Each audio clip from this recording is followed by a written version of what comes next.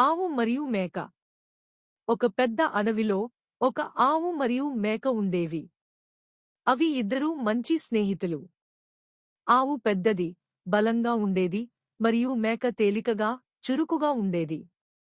ఒకరోజు అవి రెండూ అడవిలో మేత కోసం వెళ్ళాయి. అకస్మాత్తుగా భారీ వర్షం కురిసింది.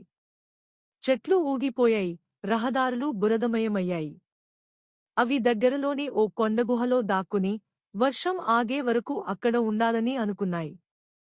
ఇంతలో ఒక గొప్ప పులి అక్కడకు వచ్చింది.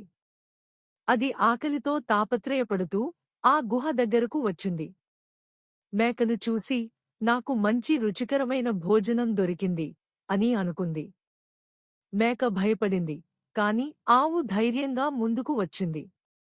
ఓ పులిరాజా! నా స్నేహితురాలు చిన్నది, కాని మేమిద్దరం కలిసే జీవిస్తాం.